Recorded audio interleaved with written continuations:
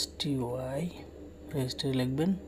Registry এটার যেটা নাম লেখা আছে সেখানে ঠিক ক্লিক করবেন।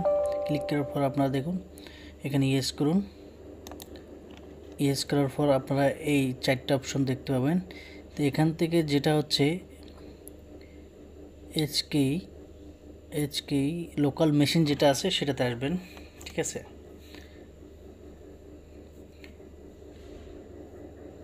এটাতে আসার পর ক্লিক করবেন। এই জায়গাটা আসার পর দেখুন এখানে সিস্টেম নামে একটা অপশন দেখতে পাচ্ছেন। তো আমরা এখানে ক্লিক করব, ডাবল ক্লিক করব। করার পরে নিচের দিকে আসবে, দেখুন